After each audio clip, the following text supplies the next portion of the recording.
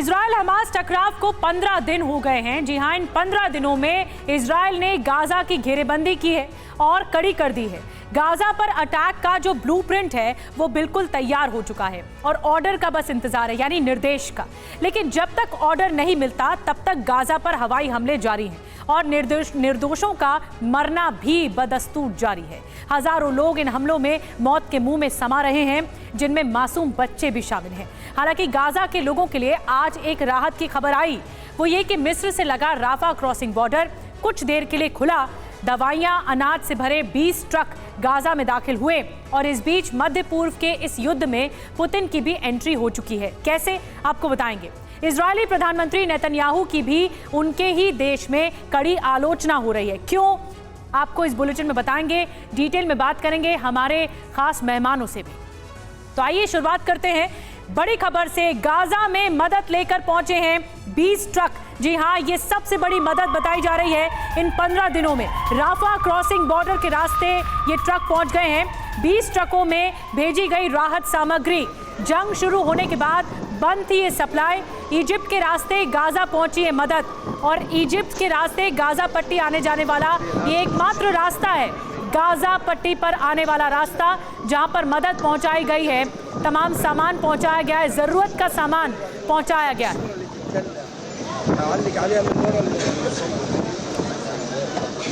लेकिन हैरान ये करता है कि ये जो क्रॉसिंग बॉर्डर है, राफा क्रॉसिंग बॉर्डर, इसे सिर्फ 30 मिनट के लिए खोला गया, यानी आधे घंटे के लिए।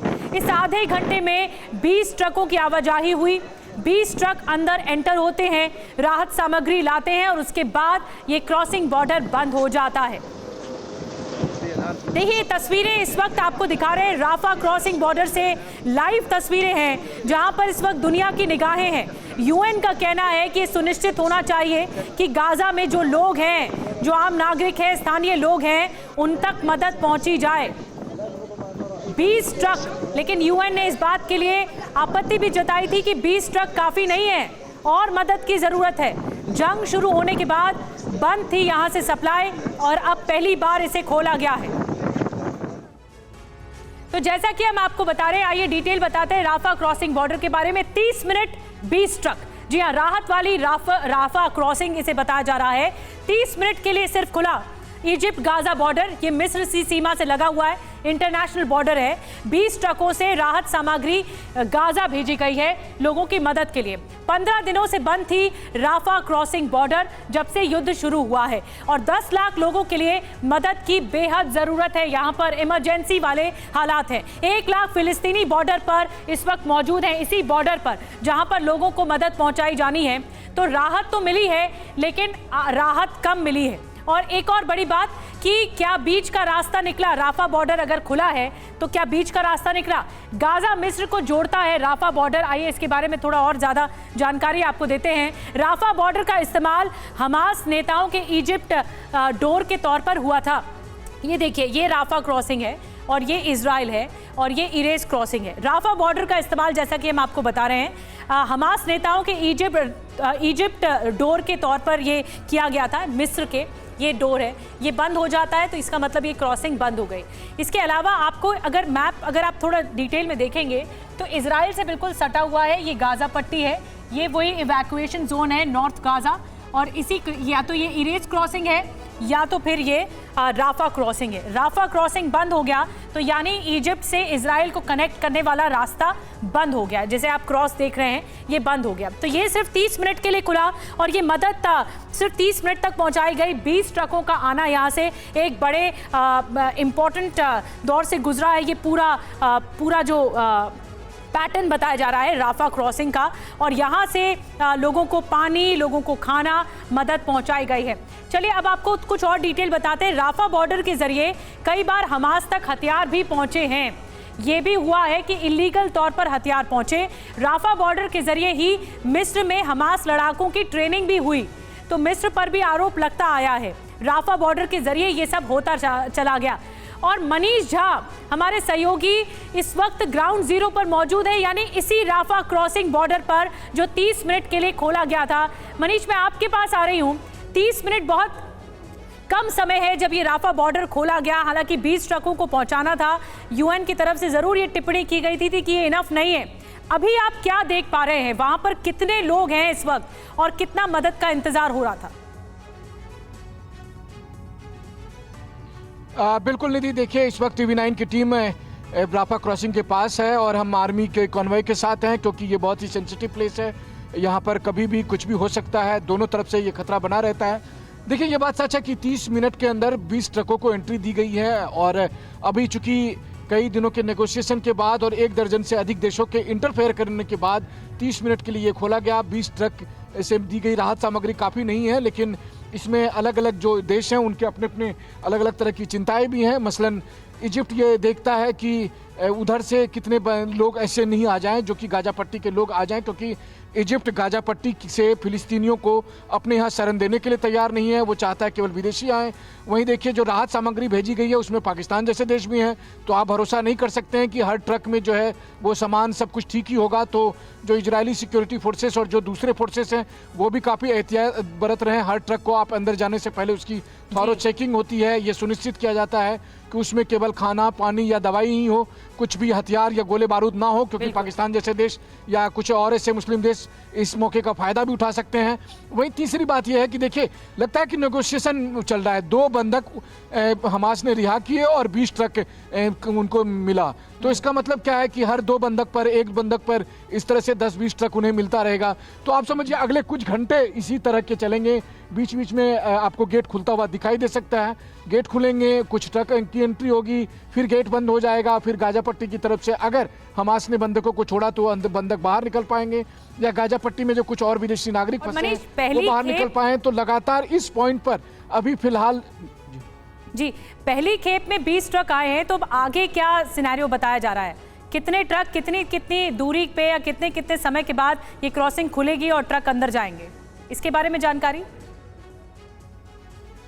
बिल्कुल देखिए यहाँ पर सैकड़ों ट्रक इस समय मौजूद है और मुझे लगता है कि अगर 20-20 के खेप में ये भेजते भी हैं तो अभी कई दिन लग जाएंगे उन सब लोगों को राहत सामग्री पहुंचाने में।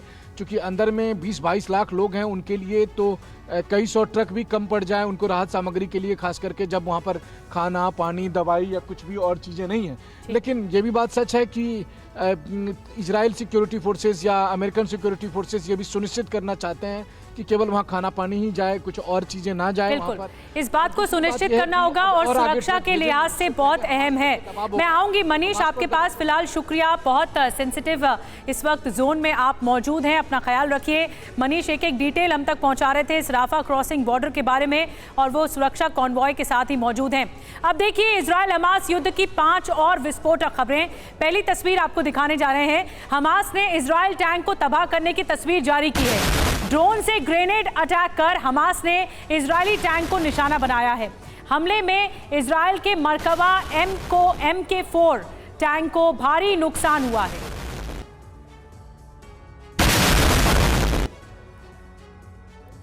और अगली तस्वीर आपको दिखा दें जो बहुत ही विस्फोटक तस्वीर है। हमास ने अपने ड्रोन ऑपरेशन का पूरा वीडियो जारी किया है। किस तरह का ये ड्रोन ऑपरेशन हमास इस वक्त चला रहा है, इजराइल में हमले वाले दिन किस तरह से इजरायली टैंकों को उड़ाया गया और कैसे ड्रोन यूनिट ने हमास लड़ाकों के लिए कवर की तरह काम किया, हमास ने इसी को लेकर नया वीडियो जारी किया है। एक और तस्वीर दिखा रहे हैं। ड्रोन युद्ध पर ईरान के दुश्मनों को परेशान करने वाला वीडियो सामने आया है। वीडियो में ईरान का ड्रोन सेंटर में दिख रहा है जिसमें एक साथ हजारों ड्रोन दिखाई दे रहे हैं। यूक्रेन में तबाही मचाने वाले शाहिद कैमिकाजी ड्रोन के साथ कई और तरीके के ड्रोन भी नजर आ रहे हैं। तो देखिए ईरान ने किस तरह से तैयारी कर रखी है कि अगर ईरान कूदेगा जंग में, फुल फ्लेश्ड जंग लड़ेगा, तो फिर ईरान कितनी तबाही मचाएगा। ये इस वीडियो में एक उदाहरण के तौर पर दिखाया गया है। ड्रोन का ये वीडियो है।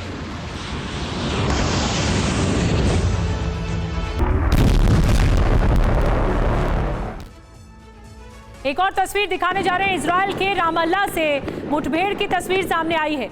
यहाँ पूरे इलाके में हर तरफ गोलियों की तड़तड़ाहट सुनाई दे रही है, गूंज रही है।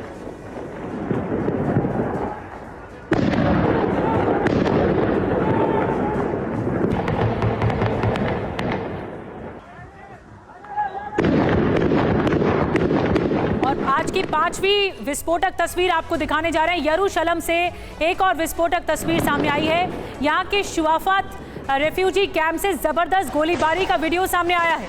कैंप में अंधाधुंध फायरिंग होती दिख रही है।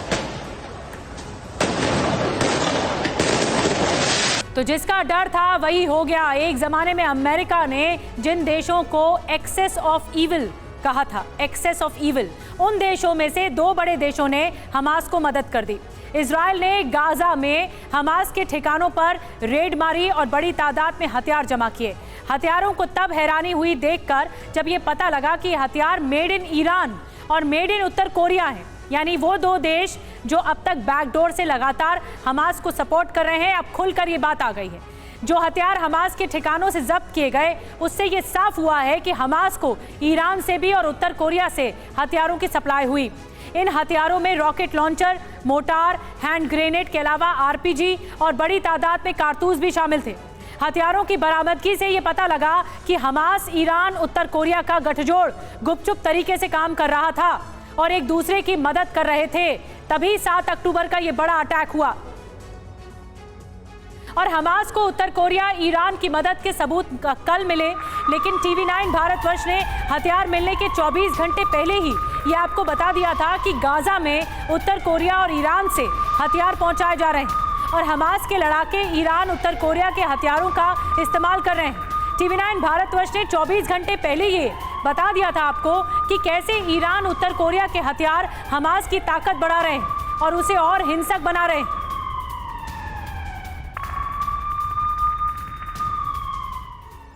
और ईरान ने संकेत दिए कि हथियार उत्तर कोरिया ने दिए थे।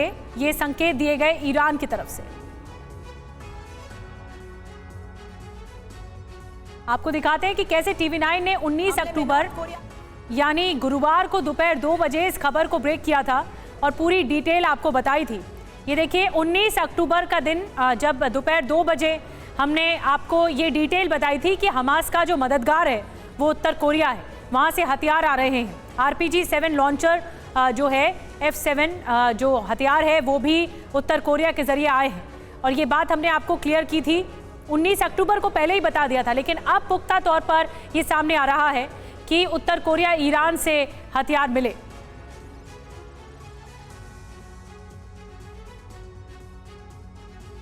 कोरिया मिडिल ईस्ट के टकराव में किम जोंग उन की एंट्री नजर आ रही है। इजराइल हमले को लेकर यह सबसे बड़ा दावा जहां हमास की मदद में जुटा है नॉर्थ कोरिया। हमले में नॉर्थ कोरिया के हथियारों के इस्तेमाल को लेकर किए जा रहे हैं बड़े दावे। नॉर्थ कोरिया के ये वो हथियार है जो नॉर्थ कोरिया में बने हैं, लेकिन हमास तक ये पहुंचे कैसे हैं? और यही वो हथियार हैं जिन्हें नॉर्थ कोरिया में RPG 7 लॉन्चर के नाम से जाना जाता है और ये लॉन्चर नजर आ रहे हैं हमास के लड़ाकों के हाथों में। मिडिल ईस्ट के टकराव में किम जोंग उन की एंट्री नजर आ रही है। इजराइल तो 19 अक्टूबर को हमने ये खबर आपको दिखाई थी और अब आपको गाजा बॉर्डर में तैनात TV9 संवाददाता सुमित चौधरी की वो रिपोर्ट दिखाते हैं जिससे ये सबूत मिले हैं कि हमास को ईरान, उत्तर कोरिया का फुल सपोर्ट है। हम इस समय मौजूद हैं उस जगह पे जो आर्म्स एंड एम्युनिशन डिपो है और ये इजराइल का वो एरिया है जो बहुत ज़्यादा संवेदनशील है, क्योंकि इसी एरिया में ना सिर्फ इजराइल ने अपने सैनिकों के आर्म्स एंड एम्युनिशन बल्कि वो भी आर्म्स एंड एम्युनिशन रखे हैं जो हमास से पाए गए। अगर आप ये ज़खीरा देख रहे हो, ये सिर्फ बताया जा रहा है कि 1% है हमास के पकड़े हुए चीज़ों का। और लेकिन सबसे चौंकाने वाली बात ये कि अगर आप इधर देखिए, मेरे कैमरा पर्सन आपको दिखाएं, तो ये है ईरान से मिले हुए वेपन्स और ये कुछ आप ग्रेनेड्स या फिर रॉकेट बता रहे हैं कि ग्रेनेड्स हैं, हैंड ग्रेनेड्स हैं जिनका इस्तेमाल हमास ने किया है। देखिए अगर ये मोटार्स हैं और ख़ास बात ये कि ये सारे वेपन जो है वो ईरान की तरफ से। आपको नज़र आएगा कि ग्रे में अगर निशान आपको दिखा रहे हो वो वेपन्स हैं नॉर्थ कोरिया के, जहां कहा जा रहा है कि नॉर्थ कोरिया से भी कई वेपन्स आए जिसमें RPGs के शेल सबसे ज़्यादा हैं। बाकी के ज़्यादातर शेल जो है वो ख़ास तौर पर हमास ने ही तैयार किए हैं। तो देखिए ये जो गठजोड़ है वो बहुत खूंखार साबित हो रहा है। जो हमास, ईरान और नॉर्थ कोरिया का गठजोड़ है, जो हथियार की बरामदगी हुई है, वो इस बात की तस्दीक भी करते हैं। हमारे साथ खास मेहमानों का एक पैनल जुड़ चुका है। दीपक वोरा साहब हमारे साथ जुड़े पूर्व राजदूत के तौर पर, मेजर जनरल रिटायर्ड जीजी द्विवेदी साहब हमारे साथ जुड़ रहे हैं डिफेंस एक्सपर्ट के तौर पर, air marshal retired Rajesh Kumar ji हमारे साथ जुड़ रहे हैं डिफेंस एक्सपर्ट के तौर पर। तो सबसे पहले मैं मेजर जनरल जीजी द्विवेदी सर आपके पास आ रही हूँ, क्योंकि आप बता पाएंगे कि ग्राउंड ऑपरेशन के तहत इजराइल कितना आगे बढ़ा है। लेकिन ये जो गठजोड़ सामने आया है ये बहुत डराता है और ये बताता है कि जो आक्रामक तेवर ईरान के हैं वो प्रॉक्सी वॉर के जरिए नॉन स्टेट एक्टर के तौर पर सामने आ रहे हैं, हिजबुल्लाह हो या फिर हमास हो। बिल्कुल निधि, देखो हमास अकेला नहीं है, हमास के पीछे बहुत सी ताकतें हैं। ईरान है, नॉर्थ कोरिया है, और मैं तो खुद नॉर्थ कोरिया में डिफेंस अटैची रह चुका हूँ, तो इसके बारे में काफ़ी मैं बारीकी से देख सकता हूँ कि देखिए ये जो हथियार आ रहे हैं, एक ये सप्लाई रूट है। ये सप्लाई रूट जो है ये पाकिस्तान भी इसमें शामिल है, चीन भी शामिल है, ईरान भी शामिल है। तो ये एक गठबंधन है, ये एक्सेस ईविल है, इसमें सारे शामिल हैं। दूसरी बात है ये जो हथियार हैं ये नॉर्थ कोरिया में भी बनते हैं और नॉर्थ कोरिया से रॉ मटेरियल भी जाता है जो कि हमास खुद भी इनको आगे तैयार कर सकता है। दूसरी बात है कि इस समय जो एक तो सामने कलाकार हैं वो है इजराइल और हमास, उसके पीछे ईरान खड़ा है, और साथ ही साथ आप देखेंगे नॉर्थ कोरिया है, चीन है, रशिया का भी इसमें किरदार है। मोटी बात हमें ये समझनी होगी कि ये युद्ध जो चल रहा है ये लंबा चलेगा, क्योंकि जब एक कन्वेंशनल फौज एक आतंकी फौज से लड़ती है तो वो बहुत ही आतंकियों से लड़ती है, तो वो युद्ध बहुत लंबा हो जाता है क्योंकि रणनीति अलग होती है। और दूसरा है अमेरिका और उसकी मदद क्या है, क्योंकि अमेरिका ने पूरा अपनी तैनाती कर दी है समुद्र के अंदर। क्यों? क्योंकि इसकी वार्निंग है ईरान को, लेबनान को और बाकी कि अगर आप इसमें आए तो आपको बहुत उसका जोखिम उठाना पड़ेगा। तो इसलिए हमें ये समझना है कि एक तो युद्ध जो है वो सामने हो रहा है और युद्ध के पीछे बहुत से देश हैं जिनका इसमें काफ़ी किरदार भी है और रोल भी है। अब तक राजेश जी, एयर मार्शल राजेश कुमार भी हमारे साथ जुड़े हुए हैं। राजेश जी, अब तक ये अटकलें थी कि ईरान ही मदद कर रहा है, लेकिन ये जो बैकडोर से नॉर्थ कोरिया ने मदद पहुंचाई है ये और ज़्यादा खूंखार इस पूरे सिनेरियो को, इस परिस्थिति को बना देती है कि अब क्या करेगा इजराइल, क्योंकि ये जो गोलबंदी ईरान कर रहा है मुस्लिम देशों के लिए ये बहुत भारी पड़ने वाली है, इजराइल के लिए बहुत बड़ा खतरा है। देखिए खतरा तो बना ही हुआ है, क्योंकि इतने सारे लोग, देखिए इजराइल पे हमेशा खतरा रहा है। चारों तरफ देश 350 मिलियन लोग उनको डोमिनेट करने की कोशिश कर रहे हैं कब से, 1948 से। तो ये तो उनकी हिस्ट्री है। लेकिन ये जो नॉर्थ कोरिया का जो एंगल है, अब नॉर्थ कोरिया ऐसा देश है जो इतने साल से सैंक्शंस पे है, तो उसको तो कहीं भी मौका मिलेगा हथियार प्रोवाइड करने का, वो उसको तो पैसा चाहिए। वो आइडियोलॉजी उनकी इतनी ज़्यादा नहीं है, लेकिन उनके पास क्षमता है, उनके पास एक पॉपुलेशन है जो कि बहुत कंट्रोल में है गवर्नमेंट के, जो उनकी इंडस्ट्रीज़ हैं बहुत कंट्रोल हैं गवर्नमेंट में, उनके पास रॉ मटेरियल्स हैं, तो उनके पास हथियारों का तो बहुत बड़ा ज़ख़ीरा है। लेकिन सर ये आइडियोलॉजी ही महंगी पड़ेगी। दीपक वोरा सर, बहुत कम शब्दों में एक रिएक्शन, ये आइडियोलॉजी नॉर्थ कोरिया को महंगी पड़ेगी कि वो हमास जैसे इस तरह चरमपंथी संगठन जो है, जो अटैक कर रहे हैं उनके लड़ाके, उनका सपोर्ट कर रहा है, ईरान का सपोर्ट कर रहा है बैकडोर से। जैसा एयर मार्शल साहब ने कहा, ये बहुत देर से कर रहा है, ये हमारा बिगड़ा हुआ शहजादा है, कभी एक मिसाइल इधर फेंकता, कभी एक मिसाइल उधर फेंकता, बहुत कुछ करने की कोशिश कर रहा है, चाहता है कि मुझे पैसे देते जाओ अगर आप लोगों का इरादा है कि मैं शांत रहूं। That's basically it. और ये हथियार जो जा रहे हैं पाकिस्तान होते हुए फिर ईरान, फिर वो जाते हैं मैम इजिप्ट, और वहाँ से गाज़ा मेट्रो शुरू होती है जो उनकी सुरंगें हैं, उसके ज़रिए जाया करते थे। अब इजिप्ट ने पानी वानी डाल के बंद कर दिया, लेकिन कहीं से ये हथियार अभी भी पहुँच रहे हैं। बिल्कुल बड़ी बात आप कह रहे हैं कि सुरंगों के जरिए इस हथियारों की सप्लाई हुई और ये सबूत सामने है। एक और बड़ी खबर जल्दी से बता दें, जमीनी जंग पर इजरायली रक्षा मंत्री योएब गैलेंट का बड़ा बयान सामने आया है। जल्द आएगा गाजा में घुसने का आदेश, ये गैलेंट ने कहा है। गैलेंट ने गाजा में घुसने का प्लान बताया है। देखिए, ग्राउंड ऑपरेशन की तैयारी तो कर रखी है, सिर्फ निर्देश का, आदेश का इंतजार है। जैसे ही आदेश आएगा, कमांड आएगी, वैसे ही ग्राउंड ऑपरेशन और आक्रामक हो जाएगा। और ये बात रक्षा मंत्री इजराइल की कह रहे हैं गैलेंट, उनकी तरफ से साफ तौर पर इशारा किया गया है।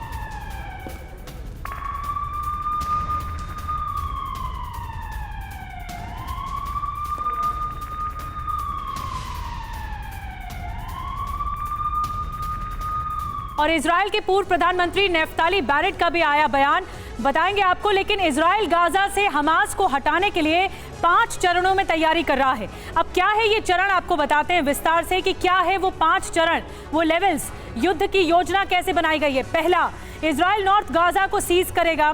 दूसरा, हमास के बचे कुचे जो नेतृत्व वाले लड़ाके हैं उनका सफाया होगा, उनकी क्लिनजिंग होगी। तीसरा, मजबूत बेस बनाया जाएगा। चौथा, हमास के समूल नाश के लिए सटीक स्ट्राइक की जाएगी, यानी संपूर्ण नाश के लिए। और 5वां जो लेवल होगा वो गाजा का धीरे धीरे असैनिकीकरण किया जाएगा, पूरी तरह से वहां से सैनिकों को हटा लिया जाएगा। जो सोर्स है वो 10 धन के हवाले से सामने आया। अब जमीनी लड़ाई में इजराइल की चुनौती क्या है, हमास के खिलाफ जमीनी लड़ाई छिड़ेगा तब उसके सामने क्या चैलेंजेस होंगे, आइए अब इस पर बात करते हैं। जमीनी लड़ाई में इजराइल की चुनौतियां, हमास के पास ऐसे 7 मिसाइल लॉन्चर्स हैं जिससे इजरायली जेट, हेलीकॉप्टर तबाह हो सकते हैं। अब लॉन्ग रेंज स्नाइपर बना सकते हैं, आईडीएफ सैनिकों को निशाना बनाया जा सकता है। हमास के पास कॉर्नेट एंटी टैंक मिसाइल है जिससे मरकबा टैंक नेस्त नाबूद हो सकते हैं। तो ये चैलेंजेस हैं इजराइल के सामने जो हम आपको 5 चुनौतियां दिखा रहे हैं। अगली बड़ी खबर जल्दी से बता दें, बंधक संकट पर नया मोड़ आ गया है। इजराइल ने मांगी रूस की मदद, ये बहुत बड़ी खबर है। इजराइल ने मदद मांगी है रशिया से। हमास के कब्जे में करीब 200 बंधक हैं इस वक्त और उन्हें छुड़ाने के लिए रशिया के नागरिक भी उन बंधकों में हैं। अब इजराइल की तरफ से रशिया से मदद मांगी गई है इन बंधकों को छुड़ाने के लिए। ये बहुत बड़ी खबर है। एक तरफ पहले ही एक युद्ध चल रहा है रूस यूक्रेन का, तो दूसरी तरफ इजराइल ने हमास से लड़ने के लिए, बंधकों को छुड़ाने के लिए रूस से मदद मांगी है।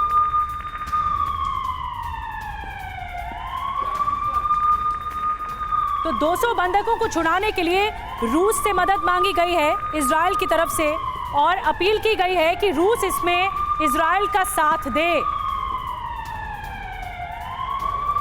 कई देशों के नागरिक, इस वक्त 11 देशों के नागरिक हमास के होस्टेज हैं, हमास के बंधक हैं और इसीलिए इनका साथ, इनको छुड़ाने के लिए इजराइल साथ मांग रहा है रशिया का।